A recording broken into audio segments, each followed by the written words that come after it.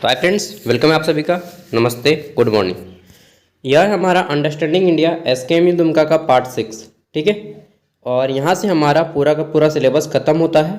ये हमारा छठा वीडियो है। इसके बाद और एक वीडियो आएगा जो कि पूरा मोस्ट इम्पोर्टेंट वीडियो रहेगा, मतलब only important question answer. Syllabus हमारा कंप्लीट हो जाएगा। यहाँ से एक वीडियो आएगा जिसमें हम लोग मोस्ट इम्पोर्टेंट क्वेश्चन आंसर करेंगे, ठीक है, पार्ट 7 में। और आप में से बहुत से लोगों का कमेंट है कि पार्ट 1 और 2 हमें नहीं मिल पाता है, सागर भैया थोड़ा सजेस्ट कीजिए। तो इसी वीडियो के एंड स्क्रीन में मैं पार्ट 1 और 2 का वीडियो दे दूंगा, ठीक है। अब चलिए शुरू करते हैं इस वीडियो को। आप में से बहुत से लोगों का ये भी कमेंट रहता है कि आप तो मतलब पढ़ाते कम हैं और बातें बहुत ज़्यादा करते हैं, ठीक है।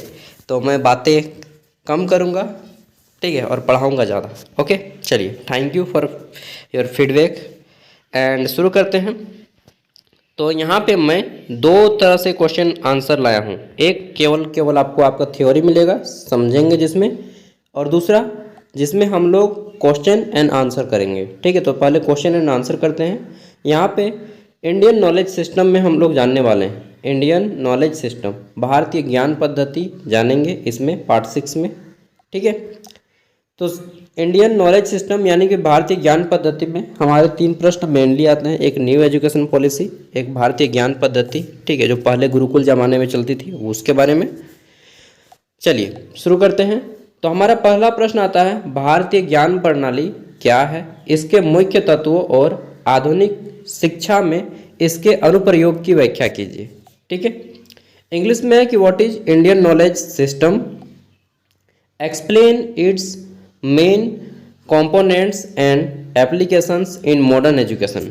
तो यहाँ से हमारा उत्तर बनता है, भारतीय ज्ञान पद्धति से जुड़ा हुआ जो भी प्रश्न आपके आएंगे एग्जाम में, सभी का आंसर आपको सेम लिखना है, ठीक है। कि भारतीय ज्ञान प्रणाली, ठीक है, इंडियन नॉलेज सिस्टम भारत की पारंपरिक ज्ञान परंपराओं का समुच्चय है। यानी कि भारत में जितने भी प्राचीन काल से ज्ञान प्रणाली चलते आ रही है, ठीक है, गुरुकुल शिक्षा पद्धति, उन सभी का समावेश है, ठीक है। जो विभिन्न क्षेत्रों जैसे कि गणित, ठीक है, खगोल शास्त्र यानी कि भूगोल, जिसे हम लोग अंतरिक्ष विज्ञान भी बोल सकते हैं, आयुर्वेद, ठीक है, वास्तुकला मतलब आर्किटेक्चर डिजाइन करना, जिसको आज के ज़माने में हम लोग इंजीनियरिंग बोलते हैं, सिविल इंजीनियरिंग, म्यूजिक, दर्शन, योग आदि में विकास हुआ, ठीक है। यानी कि इंडियन नॉलेज सिस्टम जो है, भारतीय ज्ञान पद्धति, प्राचीन काल से ही हम लोग इन सभी का विषय का अध्ययन करते आ रहे हैं। गणित विज्ञान, ठीक है, गणित विषय, खगोल शास्त्र यानी कि भूगोल, ठीक है, आयुर्वेद यानी कि चिकित्सा विज्ञान, वास्तुकला यानी कि इंजीनियरिंग, ठीक है, म्यूजिक और फिलॉसफी, और उसके साथ ही मेडिटेशन, ये सभी चीज़ें हम लोग प्राचीन काल से ही सीखते आ रहे हैं और सिखाते आ रहे हैं, ठीक है। यह प्रणाली ज्ञान को केवल पुस्तकीय यानी कि किताबी नहीं मानती है, बल्कि अनुभवजन्य और सांस्कृतिक रूप से समृद्ध बनाती है, ठीक है, यह मानती है। इसे हम लोग अपने खुद के प्रैक्टिकल लाइफ में करते हैं। आगे पहले आपको मालूम है कि गुरुकुल में क्या बोलते हैं, म्यूजिक का स्पेशल क्लास लिया जाता था, जैसे अभी लिया जाता है, ठीक है। योग करवाया जाता था, जैसे अभी भी हम लोग को करवाया जाता है, पीटी वगैरह, ठीक है। छोटे बच्चों को देखिएगा, योग का क्लास होता है, ठीक है। खगोल शास्त्र तो प्रैक्टिकल करके दिखाया जाता है, गणित भी तो प्रैक्टिकल ही होता है, और वास्तुकला डिजाइन तैयार कैसे करना है, आर्किटेक्चर, इन सभी का। इसके साथ ही जो ये हमारा आता है आयुर्वेद में मालूम है, हमारे देश के एक बहुत बड़े चिकित्सक थे, उनका नाम था महर्षि चरक। आप यहाँ से आंसर में भी लिख सकते हैं कि महर्षि चरक हमारे देश के एक बहुत बड़े चिकित्सक थे, ठीक है। और वहाँ प्रैक्टिकल करने के लिए मनुष्य का बॉडी का अंदर पार्ट्स दिखाते थे। कैसे दिखाते थे, तो उस जमाने में किसी बॉडी का मृतक शरीर लेते थे, ठीक है, और इसको जो है बहते हुए पानी में रख देते थे, बहते हुए नदी के पानी में पत्थर दबा के, ठीक है, रख देते थे। इससे क्या होता था, इनके बॉडी का सारा मांस जो है ना हट जाता था, और क्या बचता था, ओनली स्केलेटन मतलब कंकाल तंत्र बन जाता था। और इस कंकाल तंत्र से जो हमारा बनता है ना स्केलेटन, कंकाल तंत्र से बच्चों को सिखाया जाता था, है ना। इंटरेस्टिंग चीज़ सोचिए, डॉक्टर डेंजर है, मतलब महर्षि चरक ने एक किताब लिखी है, चरक संहिता। मैं ऑलरेडी इसके ऊपर चरक संहिता बुक के ऊपर वीडियो बनाया हूँ, ठीक है। तो ये था आयुर्वेद का शिक्षा पद्धति। अब हमारे मुख्य तत्व क्या हैं, तो अंतरशास्त्रीय दृष्टिकोण, ठीक है, यानी कि सभी विषय एक दूसरे से जुड़े हुए हैं। ठीक है, आप पढ़िएगा कि इकोनॉमिक्स के बहुत सारी चीज़ पॉलिटिकल में है, पॉलिटिकल का बहुत सारा चीज़ ज्योग्राफी में है, ज्योग्राफी का बहुत सारा चीज़ हिस्ट्री में है। ठीक है, हिस्ट्री का बहुत सारा चीज़ आपको फिलॉसफी में मिलेगा। तो बहुत सारा सब एक दूसरे से अटैच्ड है। जैसे हम फैमिली मेम्बर एक दूसरे से अटैच रहते हैं, उसी तरह से सभी विषय एक दूसरे से संबंधित हैं। ठीक है, अनुभव आधारित ज्ञान यानी कि ज्ञान प्रयोग और अनुभव पर आधारित होता है। ज्ञान जो है हमारा प्रयोग यानी कि आपको प्रैक्टिकल, ठीक है, और अनुभव यानी कि एक्सपीरियंस, हमारा जो नॉलेज है अनुभव और प्रैक्टिकल दोनों पे आधारित होना चाहिए। ठीक है, आप इसे अपने शब्दों में लिखिएगा। यहाँ पे थोड़ा सा किताबी भाषा का प्रयोग किया गया है। आध्यात्मिक और नैतिक मूल्य यानी कि शिक्षा का उद्देश्य केवल रोजगार नहीं, चरित्र निर्माण भी है। ठीक है, और वर्तमान परिस्थिति में जस्ट उल्टा हो रहा है। शिक्षा का जो मुख्य उद्देश्य हो गया है रोजगार प्राप्ति हो गया है, और चरित्र निर्माण एकदम खत्म हो गया है। समझ रहे हैं बात को? हाँ, इसलिए मैं बोलता हूँ कि गवर्नमेंट सर्विस के पीछे मत भागो यार। मैं भाग के देखा है, कुछ नहीं मिला है। ठीक है, तो अपना खुद का व्यापार कीजिएगा। हालांकि मैं इस पर ज़्यादा नहीं बोलूँगा। चलिए, और अपना हाथ का जो भी कला है उस पर फोकस कीजिएगा। अभी से ही आप काम करना शुरू कर दीजिए, पढ़ाई लिखाई पैसा वैसा कमाना शुरू कर दीजिए। ठीक है, गवर्नमेंट सर्विस के पीछे मत भागिए। पर्यावरण के साथ सामंजस्य स्थापित कीजिए, प्रकृति के साथ संतुलन बनाइए। ठीक है, पर्यावरण को खुद भी पेड़ लगाइए और लोगों को भी बताइए कि पर्यावरण की क्षति ना करें। ठीक है, इसके अलावा आधुनिक शिक्षा में अनुप्रयोग क्या क्या हो रहा है, तो योग और आयुर्वेद को पाठ्यक्रम में शामिल किया जा रहा है। वर्तमान परिस्थिति में हर स्कूल में योगा का टीचर रखा जा रहा है अभी। ठीक है, पीटी टीचर तो रहते ही है, योगा टीचर रहते हैं। ठीक है, और ये थोड़ा सा आपको जानना भी चाहिए। चलिए, कि स्कूल में जो टीचर रहते हैं 1 to 5 के पढ़ाने वाले, वो होते हैं पीआरटी टीचर 1 to 5 के बच्चों को जो पढ़ाते हैं। जो 6 to 8 के बच्चों को पढ़ाते हैं उसको बोलते हैं टीजीटी टीचर। ठीक है, अगर आपको बोलिएगा कि नहीं ये तो आप हमारा टाइम वेस्ट कर रहे हैं, तो भाई आप जाओ। ठीक है, हमको फिर नहीं पढ़ाना है आपको, मतलब हम तो बुला के नहीं लाए ना। ठीक है, जो मुझे लगेगा कि हाँ आपको देने लायक है चीज़ें तो उसको मैं बताऊँगा, फिर आप उसे सब्जेक्ट से जोड़िए या फिर आउट ऑफ सब्जेक्ट जोड़िए। ठीक है, मैं केवल पढ़ाने नहीं आया हूँ। ठीक है, ये भी जान लीजिएगा। पीजीटी टीचर ये क्या होता है, तो 1 to 5 के जो बच्चों को पढ़ाते हैं उसे बोला जाता है पीआरटी टीचर। ठीक है, बहुत कम लोग आपको बताएगा, इसलिए मैं बता रहा हूँ। फिर जो 6 to 8 के बच्चों को पढ़ाते हैं स्कूल में उसको बोला जाता है टीजीटी टीचर, और जो 9 to 12 के बच्चों को पढ़ाते हैं उसको बोलते हैं पीजीटी टीचर। उसके बाद जो ग्रेजुएशन के बच्चों को पढ़ाते हैं और पीजी के बच्चों को उसको बोलते हैं असिस्टेंट प्रोफेसर। ठीक है, तो पीआरटी का फुल फॉर्म होता है प्राइमरी टीचर, टीजीटी का फुल फॉर्म होता है ट्रेंड ग्रेजुएट टीचर, और पीजीटी का फुल फॉर्म होता है पोस्ट ग्रेजुएट टीचर। ठीक है, ये सब जान लीजिए। अगर आप पीआरटी बनना चाहते हैं, रोजगार के विषय में मैं बोल रहा हूँ, थोड़ा सा ध्यान दीजिएगा। अगर आप पीआरटी टीचर बनना चाहते हैं तो आपको 12th के बाद डीएलएड करना चाहिए। ग्रेजुएशन की कोई आवश्यकता नहीं है, 2 साल का कोर्स होता है डीएलएड, प्राइवेट कॉलेज से होता है। ठीक है, अगर आपको टीजीटी टीचर बनना है तो आपको ग्रेजुएशन के बाद बीएड करना होगा। ठीक है, अगर आपको पीजीटी टीचर बनना है तो आपको पीजी यानी कि एमए एमकॉम या एमएससी के बाद बीएड करना होगा। अगर आपको असिस्टेंट प्रोफेसर बनना है तो आपको पीजी प्लस नेट का एग्जाम होता है, बहुत टफ लेवल का एग्जाम होता है, नेशनल एलिजिबिलिटी टेस्ट। मैंने भी दिया है, इस बार मेरा 2 नंबर कम आ गया। ठीक है, तो वो नेट एग्जाम आपको क्वालिफाई करना होगा। समझ गए बात को? चलिए, और अगर आपको नर्सरी का टीचर बनना है तो एनटीटी का कोर्स होता है नर्सरी टीचर्स ट्रेनिंग। ये 12th पास केवल लड़कियां ही कर सकती हैं। ठीक है, 1 साल का कोर्स होता है एनटीटी। तो कुल मिला के बात इतना है कि योग और आयुर्वेद को पाठ्यक्रम में शामिल किया गया। सेम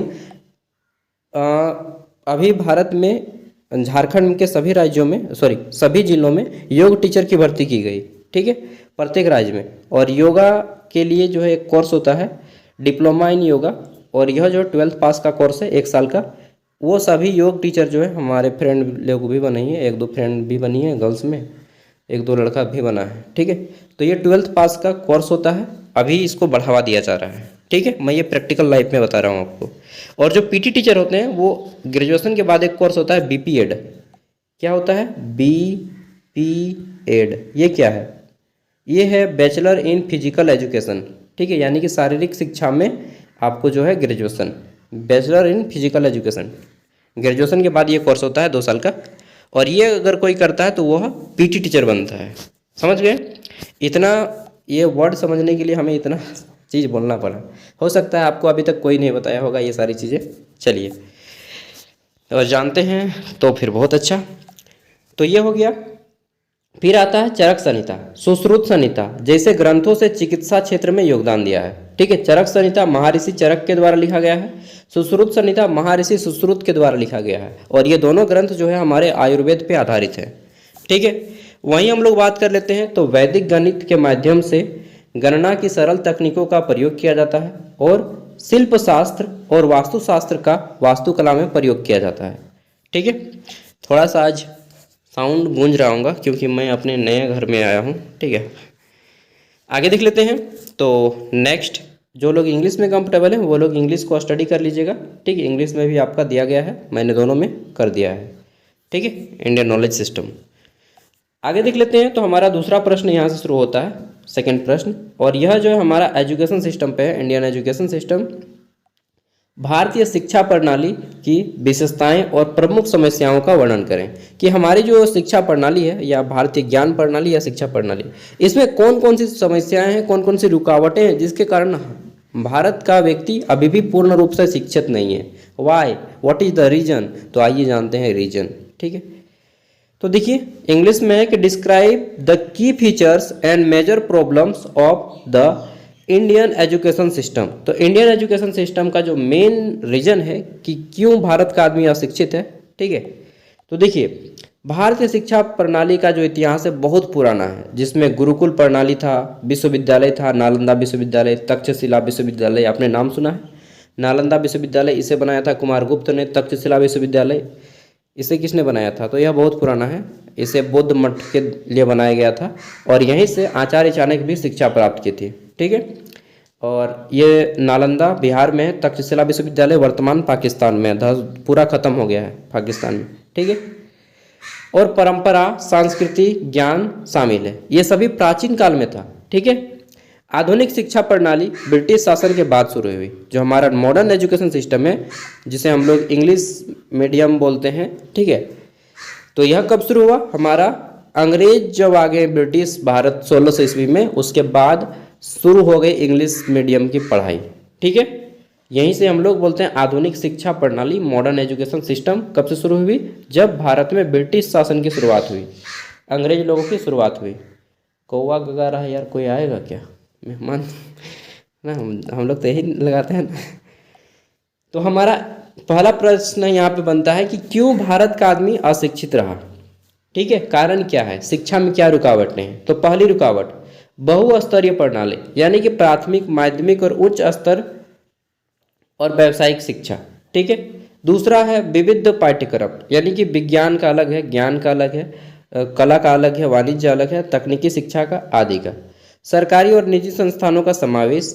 ठीक है, इसके अलावा प्रतियोगी परीक्षाओं का प्रभाव, फिर आता है हमारा नैतिक शिक्षा और मूल्य शिक्षा का समावेश। ठीक है, मेन समस्याएं क्या क्या हैं और एक बार देखा जाए तो सबसे बड़ी समस्या है असमानता, यानी कि ग्रामीण और शहरी क्षेत्रों में शिक्षा का गुणवत्ता में अंतर। ठीक है, वर्तमान परिस्थिति की बात करें तो स्कूल, सरकारी स्कूल का हालत मुझे बताने की जरूरत नहीं कि शिक्षकों की कमी है, फिर भी शिक्षक नहीं भरा जा रहा है। ठीक है, गलती किसकी है? गवर्नमेंट की। तो कुल मिला के वर्तमान शिक्षा का पूरा जो ध्वस्त करने का कार्य क्या है वह गवर्नमेंट के हाथ में है। ठीक है, खास करके हमारे झारखंड में पूरी तरह से गवर्नमेंट, देख रहे हैं टीचर लोग बुढ़ा गया, पारा टीचर लोग अभी तक पारा टीचर का भर्ती नहीं किया है। ठीक है, तो वर्तमान शिक्षा प्रणाली को सबसे बड़ा बर्बाद करने का हाथ किसका है? तो राजनीति में बैठे हुए राजनीतिक शास्त्रियों को, नेता का, लीडर का। एकदम लिख देना है खोल के। ठीक है, हो सके तो नाम वगैरह भी लिख दीजिए। जो शिक्षा मंत्री होते हैं, शिक्षा का संचालन, वह 12th पास या फिर 10th पास, 12th पास या 10th पास, ये कोई रूल हुआ यार? कम से कम, ज़्यादा नहीं तो कम से कम ग्रेजुएट आदमी को बैठाओ शिक्षा मंत्री। 10th पास 12th पास आदमी को शिक्षा मंत्री बनाता है, जिसका खुद शिक्षा का नॉलेज नहीं है, 2 लाइन बोल नहीं सकता है शिक्षा के बारे में कि व्हाट इज एजुकेशन। ठीक है, why we should education is free, कुछ नहीं बोल पाएगा। ऐसे आदमी को शिक्षा मंत्री बनाएगा तो क्या होगा हाल? तो जो देश को ध्वस्त किया है सबसे बड़ा हाथ मेरे अकॉर्डिंग की राजनीति है। ठीक है, पाठ्यक्रम का भारीपन, अनुपयुक्त और रतन प्रणाली, यानी कि हमारे जो देश में है ना अनुपयुक्त और रतन प्रणाली किया जाता है। स्कूल में जो टीचर लोग हैं उनको भी ट्रेंड नहीं है, ठीक है, पढ़ाने का ढंग नहीं आता है, ठीक है। बस आदमी स्कूल टीचर इसलिए ज्वाइन करता है ताकि वहाँ पे अच्छा पैसा मिलता है, घर के सामने जॉब मिलता है, ज़्यादा काम नहीं करना पड़ता है, ठीक है, ये सब रीज़न है। शिक्षकों की कमी और प्रशिक्षण की कमी, तो ये तो मैंने बता ही दिया कि टीचर की कमी सबसे बड़ा प्रॉब्लम है। और यहाँ तक कि टीचर को ना ट्रेनिंग नहीं दिया जाता है। प्राइवेट स्कूल में देखिए हर मंथ में उन लोग को ट्रेनिंग लिया जाता है टीचर लोगों का। इसके अलावा स्कूल में अलग से क्लर्क रहते हैं, अलग से प्यून रहता है, अलग से रिसेप्शनिस्ट रहते हैं, ठीक है, अलग से ऑफिस स्टाफ रहता है। और सरकारी स्कूल में कुछ नहीं, खाली टीचर रहता है, खाली टीचर बस, ठीक है। तो हमारे एजुकेशन सिस्टम में नई सोच की आवश्यकता है, ठीक है। और नई सोच तभी आएंगी जब हमारे हाई लेवल के ऑफिसर अच्छे होंगे और हमारे पॉलिटिशियन, सबसे बड़ी बात है कि पॉलिटिशियन जागरूक हो, ठीक है, यानी कि राजनीतिक जो है वो जागरूक हो।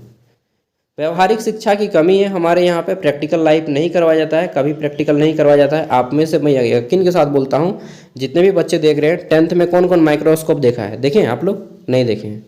मैं देखा था, गवर्नमेंट स्कूल में था, लेकिन हम लोग के जो टीचर थे बहुत अच्छे थे, तो मुझे एक बार माइक्रोस्कोप देखने का अवसर मिला था उस टाइम पे, और मैंने देखा था प्लाज्मोडियम को, ठीक है।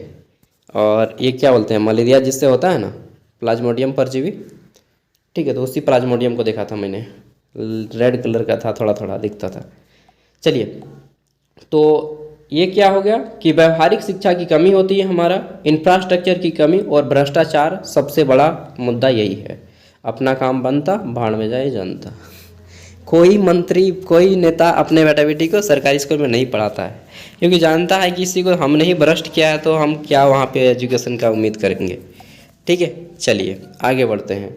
तीसरा पॉइंट है हमारा, नई राष्ट्रीय शिक्षा नीति 2020 की मुख्य विशेषताओं की व्याख्या करें। जो न्यू एजुकेशन पॉलिसी आया, नेशनल एजुकेशन पॉलिसी, ठीक है, इसमें क्या क्या हमें अपनाई गई, क्या क्या मुख्य बातें हैं, जिसके तहत ग्रेजुएशन को अभी 3 साल के बजाय 4 साल कर दिया गया, ठीक है। और इतना टफ कर दिया कि बच्चा का हालत ख़राब हो जाए दिन में तारे देखने के लगे उसको, ठीक है। और इवन जो यूनिवर्सिटी लोग हैं, खुद उन लोग को मालूम नहीं है कि पेपर किस तरह से सेट करना है, हिंदी में करना है या इंग्लिश में करना है, ठीक है। तो कुल मिला के बात इतना है कि ट्रेंड नहीं हुए हैं हमारे यूनिवर्सिटी के लोग। और मालूम है, झारखंड की यूनिवर्सिटी में 2008 में असिस्टेंट प्रोफेसर की भर्ती हुई थी, और उसके बाद सोचो 8 कितना साल हो गया जी, 17 साल से परमानेंट टीचर की, जो असिस्टेंट प्रोफेसर की बड़ी बहाली नहीं हुई है। 16 में हुआ था एक बार, लेकिन अभी तक उसका ज्वाइनिंग नहीं हुआ है ठीक ढंग से। 16 का भी मान के चलते हैं तो भी 9 साल होता है, 9 साल से पोस्ट नहीं भरा है, ठीक है। झारखंड में 2100 असिस्टेंट प्रोफेसर की अभी रिक्वायरमेंट है। अगर इतनी डिमांड है हमारे यहाँ पे, 2100 आदमी अगर काम करेगा यूनिवर्सिटी में, तो डेफिनेटली बात है कि आपका सेशन जल्दी कंप्लीट होगा ना। 2100 आदमी जल्दी कॉपी चेक करेगा, जल्दी जल्दी सब कुछ करेगा, एग्ज़ाम वगैरह कंडक्ट करवाएगा, एग्ज़ाम रिजल्ट देगा जल्दी, ठीक है। तो इतना आदमी काम करेगा, इतना मैन पावर काम करेगा तो जल्दी होगा। तो हमारा क्या है, न्यू एजुकेशन पॉलिसी तो काम करेगा तब जब हमारे पास अच्छे एम्प्लॉय रहेंगे और सही मात्रा में एम्प्लॉय रहेंगे, और हमारी गवर्नमेंट इसमें सबसे बड़ी बाधा है, ठीक है। चलिए, तो यहाँ पे बात कर लेते हैं नई शिक्षा नीति। राष्ट्रीय शिक्षा नीति 2020 में आई, भारत की तीसरी शिक्षा नीति है। इससे पहले हमारा जो चलता था शिक्षा नीति वो 1986 का शिक्षा नीति था। कब? 1986 का, जिसे 34 वर्षों बाद 2020 में लागू किया गया था, ठीक है। 1986 में बना था तो 34 साल तो हो गया ना, 86 में बना था ना जी, तो इधर आपका 14 साल और इधर 20 साल, 34 साल हुआ ना। हाँ चलिए, 1986 में बना था, अब आपको याद रह जाएगा, 34 साल याद रखिएगा ना। हाँ, कि नई शिक्षा नीति जो हमारी बनाएगी 34 साल बाद बनाएगी। इसका उद्देश्य गुणवत्तापूर्ण, समावेशी और समग्र शिक्षा प्रणाली को बढ़ावा देना है, ठीक है। मुख्य विशेषताएं क्या है हमारी नई शिक्षा नीति की? 5+3+4, 5+3 कितना हो गया? 5 और 3 8 क्लास, 8 और 3 11 क्लास, 11 और 4 15 क्लास। ये क्या है रे भाई? अच्छा, इसमें थोड़ा सा ना हम, एक मिनट, ये देखिए आप इसको नोट कर लीजिएगा। 5+3 8+3 11, 11+4 15, ठीक है। यानी कि आप जो प्रणाली है, पहले ये था 5 +3 +2, ठीक है, +3 ऐसा था, ठीक है। 5 3 8 2 10, ठीक है। 5 क्लास फिर 3 क्लास 8 क्लास फिर 2 क्लास 10 क्लास, उसके बाद फिर 2 था, सॉरी 10 के बाद फिर 2 12 था और उसके बाद 3 था। कितना होता है जोड़िए तो 5 3 8 2 10, ठीक है। 10 2 12 3 15 हुआ ना जी, 15 15 मतलब ग्रेजुएशन। अब यहाँ पे जोड़ के देखिए 5 + 3 8, 8 और 3 11, 11 और 4 15, ठीक है। तो बोलिएगा कि हम लोगों तो 12th पास किए हैं, उसके बाद हमारा ग्रेजुएशन में एडमिशन हुआ है। हाँ, कुछ ऐसा ही है। अभी ठीक ढंग से जो है ना न्यू एजुकेशन पॉलिसी हमारा लागू नहीं हुआ है, इसको अभी हम लोग अच्छे से समझेंगे, ठीक है। चलिए 5 + 3 + 2 + 8, इसको हम लोग अच्छे से समझना है जितना भी है, ठीक है। तो हमारे जो मुख्य विशेषता क्या है न्यू एजुकेशन पॉलिसी की, 5 + 3 + 3 + 4 कुल मिला के 15 करना है आपको, ठीक है, ओके। और पूर्व प्राथमिक मतलब यहाँ पे ये जो संरचना बनाई गई है 5 + 3 + 4, इसमें क्या है कि पूर्व प्राथमिक से कक्षा 12 तक का नया ढांचा ऐसा है, ठीक है। पूर्व प्राथमिक मतलब हम लोग आंगनबाड़ी बोल सकते हैं, ठीक है। आंगनबाड़ी या नर्सरी से लेकर के 12 तक का कक्षा का ये रूटीन बनाया गया है। मातृभाषा में कक्षा 5 तक में पढ़ाई की अनुशंसा है। आपने नाम सुना है कि झारखंड में क्षेत्रीय भाषा का शिक्षक की पढ़ाई होगी, भर्ती होगी। आज 2 साल से बोला जा रहा है, कोई नहीं उसको लागू किया, खाली बोला जा रहा है, कब लागू होगा मालूम नहीं, ठीक है। तो उसमें क्या है वो भी मैं बता देता हूँ कि 1 to 5 में जो है मातृभाषा, जो हमारी मातृभाषा है उसमें पढ़ाई होनी चाहिए बच्चे की, तभी बच्चा अच्छे से सीख पाएगा। जैसे खोरठा अगर आप बोलते हैं तो घर में खोरठा बोला जाता है, उस एरिया में तो खोरठा से बच्चों को पढ़ाया जाए। संथाली में बात होता है तो संथाली में पढ़ाया जाए, बांग्ला में बात होता है तो बांग्ला में पढ़ाया जाए, जो भी लैंग्वेज में बात होता है, ठीक है। हो में बात होता है हो पढ़ाया जाए, मुंडारी, कुरमाली, नागपुरी, भोजपुरी, जो भी पढ़ाई होता है वो उसको 1 to 5 में वही भाषा का पढ़ाई किया जाए, ठीक है। इसके लिए नया टीचर की बहाली की जानी चाहिए, तभी ना होगा ये पॉसिबल, अदरवाइज नहीं होगा। तो नहीं होती है तो इसलिए नहीं हुआ है अभी तक, ओके। दूसरी बात कि व्यावसायिक शिक्षा, कक्षा 6 से व्यावसायिक शिक्षा की शुरुआत की जाए। व्यावसायिक शिक्षा मतलब वोकेशनल कोर्स, ऐसा कोर्स जो बिजनेस के बारे में उसको सिखाता हो, और ये क्लास 6 से शुरू करने की है, ठीक है। एकाधिक प्रवेश और निकास प्रणाली, यानी कि उच्च शिक्षा में लचीलापन हो, यानी कि जब मन करे उसको वह निकल जाए। 1 साल पढ़ के निकलना चाहे तो निकल सकता है, डिप्लोमा सर्टिफिकेट। 2 साल पढ़ के निकलना चाहे तो सॉरी अगर कोई ग्रेजुएशन में 1 साल पढ़ के छोड़ना चाहे तो उसको जो है डिप्लोमा सर्टिफिकेट दिया जाता है, केवल सर्टिफिकेट। अगर कोई ग्रेजुएशन 2 साल का कोर्स करेगा और छोड़ देगा तो उसको डिप्लोमा सर्टिफिकेट मिले। अगर कोई 3 साल ग्रेजुएशन की पढ़ाई करके छोड़े तो उसको जो है डिग्री का सर्टिफिकेट मिले। अगर कोई 4 साल ग्रेजुएशन का कंप्लीट पढ़ाई करे तो उसको ऑनर्स का सर्टिफिकेट मिले। ऐसा नियम बनाया गया, लेकिन अभी तक लागू नहीं हुआ है अच्छे से, ठीक है। उन लोग खुद नहीं पढ़ा, प्रोफेसर लोग खुद नहीं पढ़ा है न्यू एजुकेशन पॉलिसी को अच्छे से, ठीक है। तो ये हो गया एकाधिक प्रवेश और निकास प्रणाली, उच्च शिक्षा में लचीलापन, राष्ट्रीय शैक्षिक मूल्यांकन केंद्र की स्थापना की जाए, ठीक है। इसको इंग्लिश में बोलते हैं पराग, ठीक है, पराग, पराग, ठीक है। यानी कि राष्ट्रीय शैक्षिक मूल्यांकन केंद्र पराग की स्थापना की जाए। और नेक्स्ट है हमारा शिक्षकों का प्रशिक्षण और योग्यता में सुधार किया जाए, यानी कि जो टीचर हैं उसको ट्रेंड किया जाए, ठीक है। लेकिन गवर्नमेंट पैसा खर्चना नहीं चाहती है एजुकेशन पे, ठीक है। प्रौद्योगिकी का एकीकरण, यानी कि डिजिटल शिक्षा को बढ़ावा दिया जाए। डिजिटल शिक्षा को यहाँ पे बढ़ावा कैसे दिया जा रहा है, बिना एको दिन पढ़ाइए इंग्लिश में पेपर दे देंगे, यही डिजिटल शिक्षा है। आपका यूनिवर्सिटी वही ना कर रहा है, हिंदी में नहीं कहाँ दे रहा है। चलिए ये सब हो गए, ठीक है, यहाँ से कंप्लीट। अब हम लोग थ्योरी का करते हैं बात, थ्योरी। हाँ चलिए थ्योरी शुरू करते हैं। तो देखिए नई शिक्षा नीति के बारे में हम लोग इसको थोड़ा सा और डिटेल में जानते हैं, ठीक है, क्योंकि ये आप लोग पढ़ाई कर रहे हैं तो हमें इसे ज़्यादा अच्छे से जानना है। राष्ट्रीय शिक्षा नीति 2020 भारतीय शिक्षा प्रणाली में एक महत्वपूर्ण बदलाव है, जिसका उद्देश्य शिक्षा को अधिक समावेशी, न्याय संगत और समग्र बनाना है। यह नीति ज्ञान प्रणाली जो है हमारा इंडियन एजुकेशन सिस्टम, ठीक है, इसको जो है शिक्षा में एकीकृत करने पर जोर देता है, मतलब एक पथ में लाने का जोर देता है।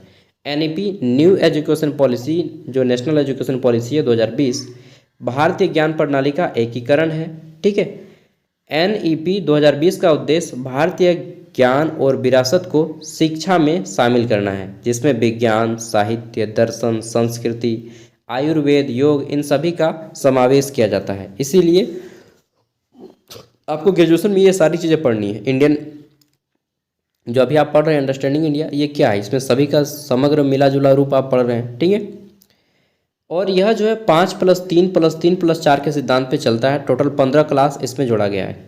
ठीक है, 15 क्लास तक का पढ़ाई जो है आपको इसी फॉर्मेट में पढ़ना है। अब यह क्या है, थोड़ा और डिटेल में जानते हैं। तो यह नीति स्कूली शिक्षा को 4 चरणों में पुनर्गठित करती है। ठीक है, पहली जो है हमारे 1, जिसको हम लोग 5 बोलते हैं, 5 जो है आपका आधारभूत शिक्षा है, जिसको हम लोग बोलते हैं कि एकदम मस्ट है। ठीक है, करना। फिर है हमारा प्रारंभिक शिक्षा। ठीक है, फिर आता है हमारा मध्य शिक्षा, और फिर आता है माध्यमिक शिक्षा।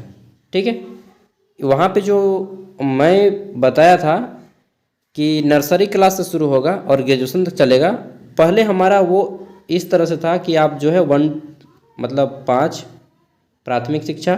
ठीक है, फिर 3 था हमारा मध्य शिक्षा। ठीक है, 2 था हमारा जो है माध्यमिक शिक्षा। 5+3 कितना हो गया, 8+2, ये था माध्यमिक शिक्षा। और फिर +2 था हमारा उच्च माध्यमिक शिक्षा। ठीक है, जिसको हम लोग +2 बोलते हैं। उसके बाद था 3, जिसको हम लोग बोलते हैं कि हायर एजुकेशन। ठीक है, और वह था आपका ग्रेजुएशन। लेकिन अब जो है 12th तक का ढांचा इस तरह से बनाया गया है, देखिए। ठीक है, पहला जो है 5, ये 5 क्या है जी, तो ये 5 है आपका नर्सरी, यानी कि 5 साल बच्चा जो है घर में और नर्सरी में सीखेगा। नर्सरी मतलब आंगनबाड़ी। ठीक है, आड़ी में पढ़ाइएगा। अच्छा, आंगनबाड़ी के मैंने में नहीं बताया ना, आंगनबाड़ी में जो पोस्ट होती हैं, चलिए इसको पहले बता लेता हूँ, उसके बाद बताऊँगा आंगनबाड़ी के बारे में कि सेविका और सहायिका कितने पढ़ी लिखी होने से आप बन सकते हैं। ठीक है, तो आधारभूत जो होता है हमारा, आधारभूत शिक्षा यानी कि घर पे बच्चे खुद माता पिता की बोल से सीखेंगे, बोली भाषा से, क्योंकि माता पिता बच्चे के प्रारंभिक शिक्षक होते हैं।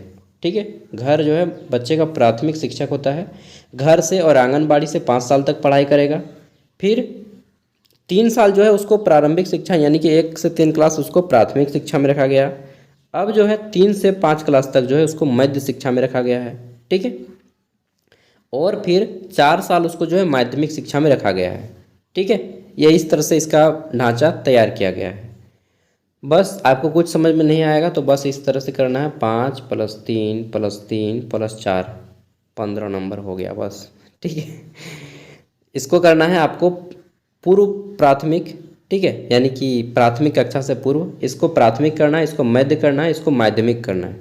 ठीक है, चलिए, NEP न्यू एजुकेशन पॉलिसी छात्रों को विभिन्न विषयों का अध्ययन कराने और अपनी रुचियों और क्षमताओं के अनुसार शिक्षा प्राप्त करने के लिए प्रोत्साहित करती है। गुणवत्तापूर्ण शिक्षा, इसमें जो है नीति का उद्देश्य, ठीक है, हमारी जो है नई शिक्षा नीति का उद्देश्य गुणवत्ता में सुधार करना है, जिसमें शिक्षक और प्रशिक्षण, सतत और व्यावसायिक विकास पर जोर दिया गया है। ठीक है, और ये सब तभी संभव है जो सामने में, घर के सामने में स्कूल हो, घर के सामने में कॉलेज हो। आपका कॉलेज रहता है 30 किलोमीटर दूर, 20 किलोमीटर दूर, कैसे जाइएगा, संभव ही नहीं है।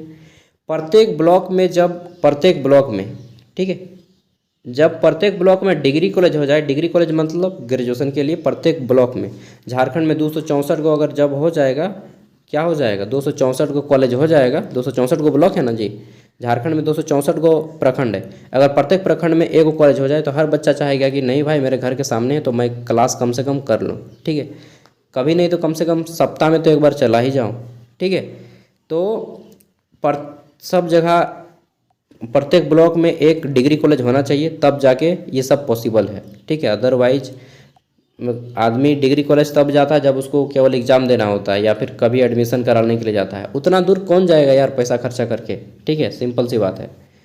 तो पैसा भी तो होना चाहिए खर्चा करने के लिए। झारखंड के आदमी के पास पैसा ही नहीं है, इतना गरीबी में वो अपना गुजारा करेगा ना पढ़ाई करेगा, फिर भी किसी तरह से कर रहा है। ठीक है, तो गवर्नमेंट का बात केवल हवाई लेवल पे होता है, ज़मीनी स्तर पे काम नहीं करती है गवर्नमेंट। ठीक है, चलिए, तो ये हो गया कि यहाँ पे जो है हमारा कौशल विकास पे भी जोर दिया जा रहा है, जिसके तहत बच्चों को क्या किया जा रहा है कि 21वीं सदी में कौशल आलोचनात्मक रचनात्मक समस्या समाधान के विकास पर ध्यान केंद्रित करती है। कौशल विकास क्या करता है कि 6 महीना का ट्रेनिंग देता है आपको और आपको किसी कंपनी में लगा देता है 12,000 15,000 देके, ठीक है। समावेशी विकास यानी कि समावेशी एजुकेशन, इसको बोलते हैं, क्या बोला जाता है यार, इंक्लूसिव एजुकेशन इंग्लिश में। इसमें क्या है, नीति का उद्देश्य सभी छात्रों, विशेष रूप से वंचित समूह जिसमें ST SC आते हैं, ठीक है, इनके बच्चों को सुलभ और समावेशी बनाना है, डिजिटल शिक्षा को बढ़ावा देना है, ठीक है, और फिर भारतीय ज्ञान प्रणाली को जोड़ना है। ओके, उसके बाद यही सब है कि आपको जो है क्षेत्रीय भाषा का ज्ञान देना है बच्चों को, ठीक है, रटन विद्या पे कम फोकस करके व्यावसायिक शिक्षा देना है और गुणवत्तापूर्ण शिक्षा देना है। यही सब आपको लिखना है, ठीक है।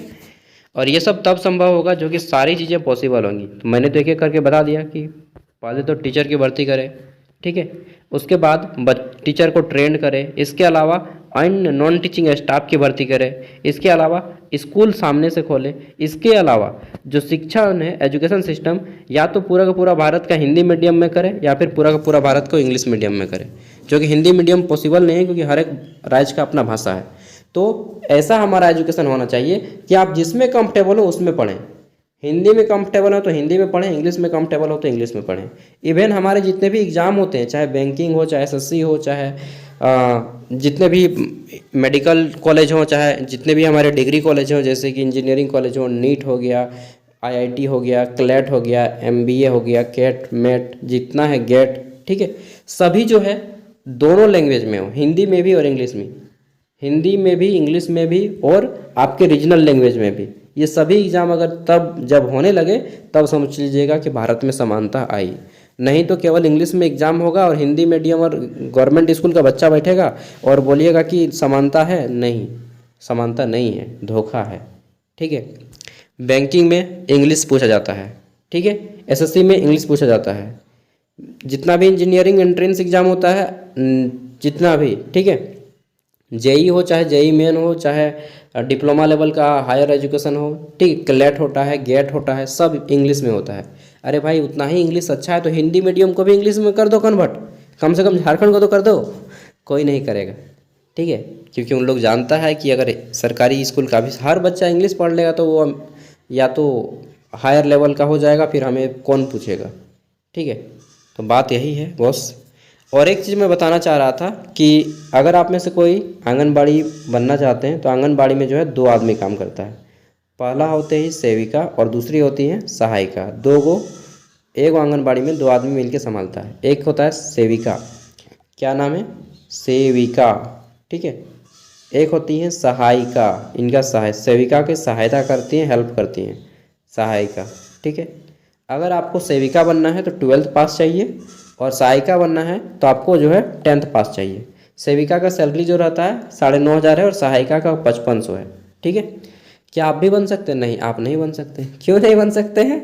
आप इसलिए नहीं बन सकते क्योंकि आप मैरिड नहीं हैं और आंगनबाड़ी में केवल मैरिड महिलाओं को ही लिया जाएगा, ठीक है, यानी कि शादीशुदा जो महिलाएं हैं उनको। ऐसा क्यों? ऐसा इसलिए क्योंकि आप कब शादी हो के कब दूसरे के घर चला जाएँ फिर तो उसका आंगनबाड़ी कौन संभाल देगा, ठीक है। इसलिए मैरिड महिलाओं को लिया जाएगा, समझे बात को। चलिए, लड़का लोग को आंगनबाड़ी में नहीं रखा जाएगा। अगर कोई बच्चा सुसु कर दिया या लैट्रिन कर दिया तो कौन साफ करेगा? लड़का लोग बोलेगा भाई हम नहीं करेंगे। चलिए, तो मिलते हैं अगली वीडियो में। Thank you. और इसका पूरा का पूरा PDF हम आपको वीडियो को डिस्क्रिप्शन में दे रहे हैं, ठीक है। पार्ट 1 और पार्ट 2 का वीडियो एंड स्क्रीन में दे रहा हूँ और जिनको पेमेंट करना है, ठीक है, 10 रुपया समोसा खाने के लिए वो इस पर कर सकते हैं, ठीक है। मैं कभी फीस नहीं लूँगा, अगर आपको करना रहेगा तो इसी पे कीजिएगा। Okay, bye. वीडियो पसंद आए, हमारी मेहनत पसंद आए, थैंक यू वीडियो को लाइक करने के लिए।